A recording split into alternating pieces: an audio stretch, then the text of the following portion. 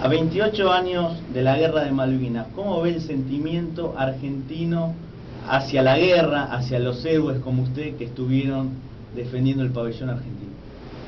Exactamente igual, de una profundísima indiferencia hacia todo lo que tenga que ver con la causa de Malvinas. Es decir, Malvinas se ha convertido en un tema de plataforma preelectoral. Se la usa, se especula políticamente, pero pareciera ser que a nadie le importa qué es lo que pasa cuál es la situación sobre Malvinas, qué es lo que está pasando en este momento con las Islas Malvinas, con este tema de la explotación petrolífera por parte de Inglaterra, vulnerando todo tipo de recomendaciones efectuadas por las Naciones Unidas.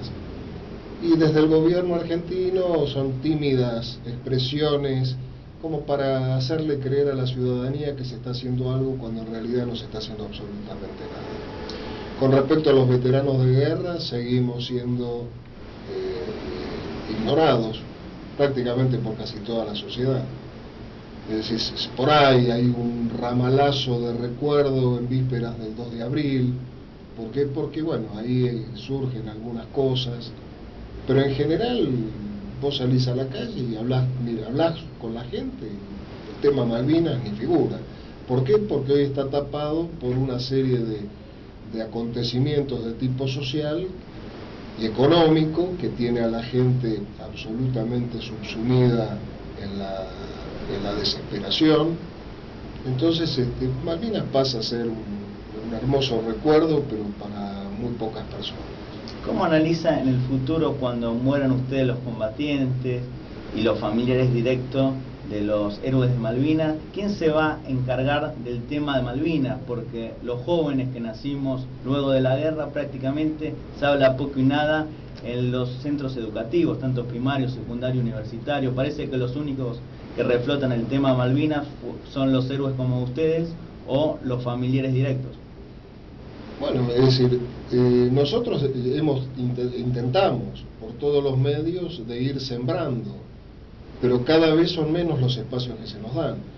En estos últimos años el tema Malvinas prácticamente ha sido eliminado de las currículas escolares. Nosotros hasta hace 7, 8 años atrás concurríamos a colegios para dar charlas esclarecedoras, para comentarles a los chicos, para ir sembrando en ese semillero que son los estudiantes la inquietud de continuar la lucha, ¿no? Cuando nosotros no estemos.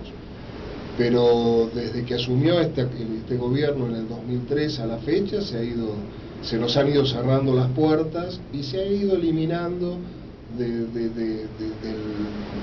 como tema de estudio, como tema de reflexión la cuestión Malvinas, y se han incorporado cosas que hacen más al resentimiento, más a crear divisiones en la sociedad, a los cuales se les da verdadera importancia, como todo lo que tenga que ver con la dictadura militar, el 24 de marzo, todo eso sí se le da una... Como si fuese una locura del general Galtieri y no un reclamo de soberanía legítima. No, por supuesto, porque acá mezclan los tantos, porque la recuperación de las islas se produjo durante un gobierno militar. Pero si eso hubiera sucedido durante un gobierno civil, y ese gobierno civil hubiera sido algo diferente al de Alfonsín cuando regaló el Beagle por esa estupidez de democracia o dictadura, de paz o guerra, y nos quedamos sin el Beagle. Si hubiera sido un gobierno civil, pero con sentido común, ante la agresión británica que sufrimos los argentinos en las Islas Georgia, que fue lo que realmente provocó la respuesta, no hubiera tenido que actuar de la misma manera, ¿no? Entonces, cuando se mezclan las cosas y nos pretenden mostrar como que la recuperación de las islas fue una última locura de la dictadura militar, bueno, eso también entra en la gran ignorancia que se tiene respecto de cuáles fueron las verdaderas causas que provocaron. Ignorancia o perversión, que es peor. Y yo digo que en la sociedad es más ignorancia, es desinterés, ese desinterés del que hablábamos hace un rato.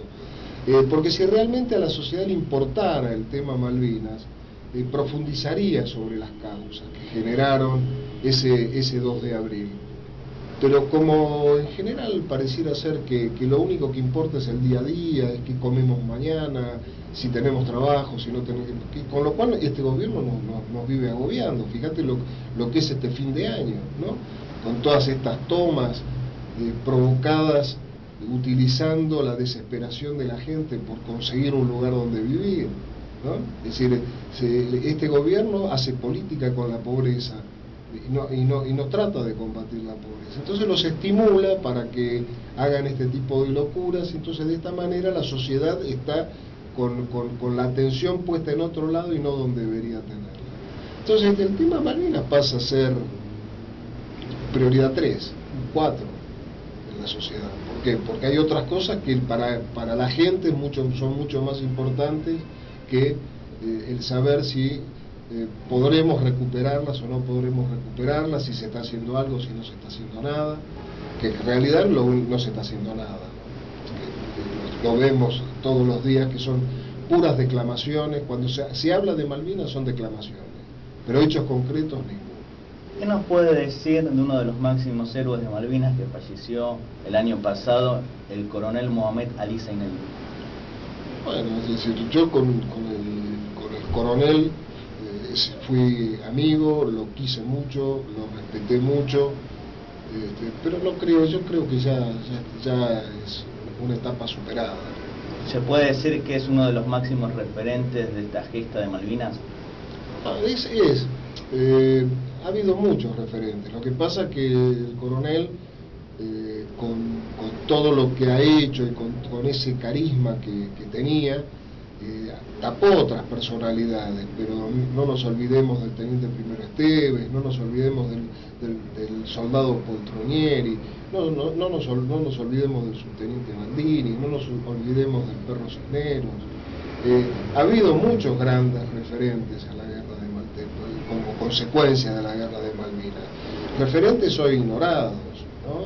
Como por ejemplo el caso del coronel Nocito, que está preso por supuestas violaciones a los derechos humanos hace 30 años atrás, cuando él era subteniente. El almirante Busser, uno de los máximos héroes que estuvo preso, lo recuperó la libertad, pero realmente no hay respeto por los combatientes. No hay respeto por nada, convengamos que no hay absolutamente ningún respeto. Pero ustedes que defendieron la patria merecerían un respeto que lamentablemente no lo tienen. Bueno, pero eso vos tenés en cuenta que son aproximadamente 15.000 veteranos de guerra que ha habido, ¿no? Y cuando se reclama por el famoso reconocimiento histórico, cuando se reclama para que los veteranos de guerra tengan acceso a un sistema de salud, para que los veteranos de guerra tengan acceso a un trabajo digno, no pasa nada. Es decir, son grandes elucubraciones políticas que se anuncian en esta anunciocracia en la que se ha establecido en nuestro país, donde permanentemente se están anunciando grandes cosas que después uno no las ve materializadas en nada. Con respecto a los veteranos de guerra, sí, salen los grandes anuncios que después se diluyen en el tiempo y no se concretan. Consecuencia, los veteranos que padecen de estrés postraumático, de no ser por iniciativas de gente que existe gente que trata de hacer cosas por los veteranos de guerra, de no ser por esos esfuerzos así casi personales, institucionalmente no hay absolutamente nada. Otro hecho heroico que usted participó fue la recuperación del cuartel de La Tablada, acontecida en enero del 89. ¿Qué nos puede decir de esta locura de la subversión en época democrática? Bueno, el tema de La Tablada fue hace 21 años atrás. Hoy estamos viviendo lo mismo. ¿Por qué? Porque tenemos a los terroristas en el gobierno, ¿no? Y son los que están conduciendo todo esto que nos estamos viendo que se están produciendo en estos días. Aquello fue el único zarpazo armado, atentando contra el gobierno constitucional del presidente Alfonsín. Pero como todas las cosas que generaron estas organizaciones, fueron locuras, es decir, le mintieron a la sociedad en los 70 diciendo que luchaban contra una dictadura, cuando durante los gobiernos democráticos siguieron generando los mismos desastres con sus bombas, sus secuestros, sus asesinatos. Y en el 89 intentaron volver a generar un hecho de locura, de esa como fuese, que le costó la vida a 11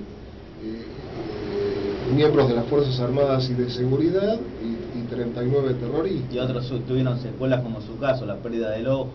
Bueno, pero esos son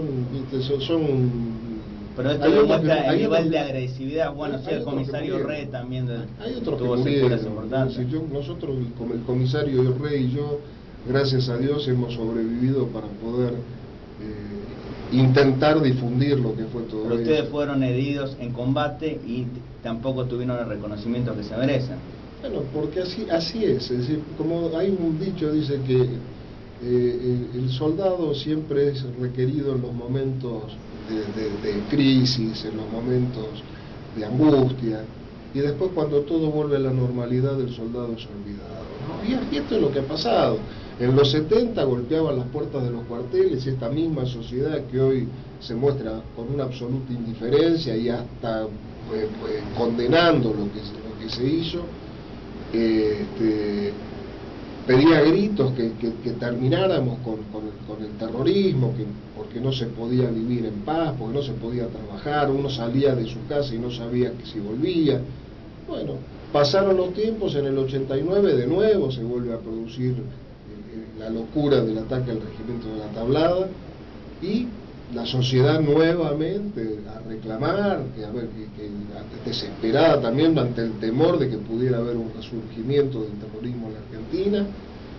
Las Fuerzas Armadas actuaron como correspondía y después terminamos siendo, es decir, este gobierno abrió una causa judicial para investigar supuestas violaciones a los derechos humanos en la recuperación del regimiento, recuperación que se hizo ante la vista de todos los medios de comunicación nacionales e internacionales que pudieron entrar al regimiento, tanto los testimonios filmados, grabados. Y además se basa todos los años en Crónica TV, en el mes de enero, este acto heroico de ustedes, y realmente sí, la prensa que había era impresionante, estaba todo bien documentado, o sea, no, es muy difícil que haya habido excesos.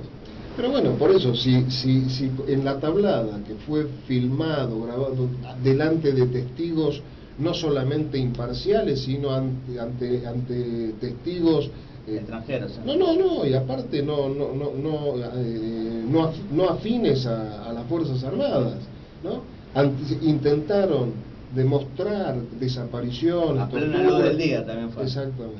Imagínate lo que vienen haciendo con todos estos juicios, estas parodias de juicios a las que nos están sometiendo a casi 1000 integrantes de las Fuerzas Armadas y de Seguridad por haber combatido al terrorismo en la década del 70. Bueno, así han actuado siempre y así actúan hoy. Es decir, la mentira, la sistemática distorsión de la verdad, la reescritura de la historia, así han actuado siempre. Entonces su nivel de moralidad es tan bajo y tan escaso que hace que se actúe de esa forma.